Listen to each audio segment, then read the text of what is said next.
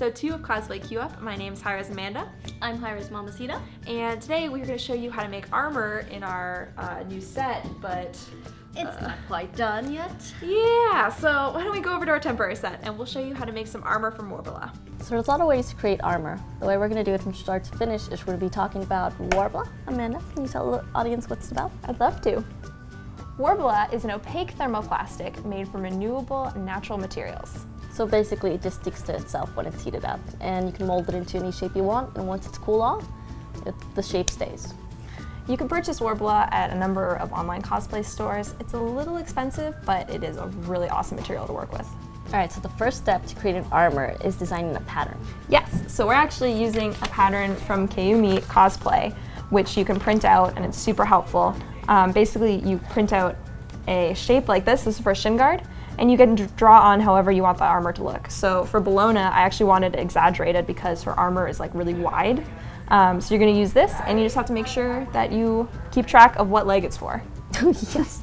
All right, and the next step is you want to trace your pattern / template into a craft foam, like this.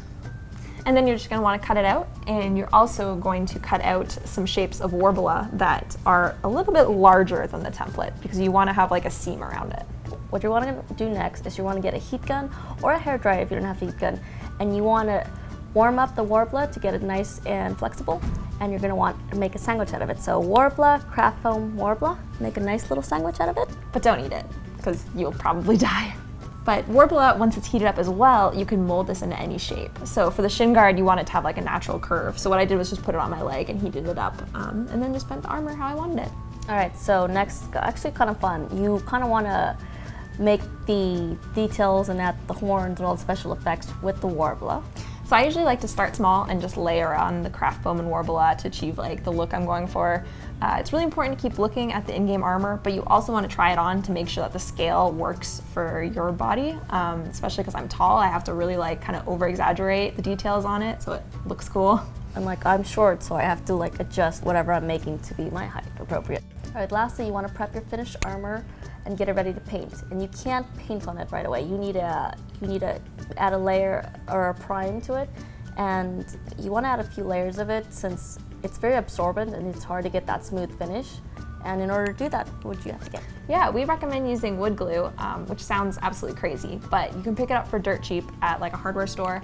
And basically, like once you start doing a few coats of it, it turns out clear and it makes the armor not absorbent and kind of seals it so you can paint over the Warbler. So when you're all finished, this is how it turned out. Still definitely have to add a few more details and paint it, but I'm pretty happy with how it's looking. One of the biggest things about Warbler is like it's very trial and error. You might run into some issues. Yeah, as you can see, thought I was going to be perfect. Yeah, but Warbler is actually really cool. So when you're making your armor, you're going to have a ton of scraps left over, and you can heat those up and roll it into a dough, which you can use for like accent pieces. You can use it to fill in any seams. Like this one has a really big seam on it. Basically, it's little horns. Yeah, anything. It's a really cool material because you don't waste any of it. All right, last time on Cosplay Q Up, we asked you guys to send us some progress pictures, and we got some really amazing cosplays. The first cosplay we want to talk about is Lady Chu. She did a Circuit cosplay. Yeah, her costume was awesome. She did the Madame Blade skin, and the tail was so cool. It was such a like clean look too, and I loved it. The next cosplayer we want to feature is Bradiator, who is working on a Loki cosplay right now. Yeah, and Bradiator, he has history with us. He won the launch tournament for Mercury, and he was in the SWC as Janus, and it's just good to see him continue and see his progress from all the cons that we've done. But the next one we're going to talk about is Chunga by Emma Beard. So her dress, can we just talk about that? Yes, wow. It was amazing. I love all the like detail on it. The craftsmanship on it, and oh my, it looked heavy. Like there was a lot of layers in that. Thanks for tweeting us your progress pictures and your awesome costumes. Keep tweeting us. We want to see where you're going with this. Well, thanks for watching, and stay tuned for the next episode of Cosplay Q Up in a few weeks. And in the meantime, you can follow us on Twitter. But thank you for watching. Bye.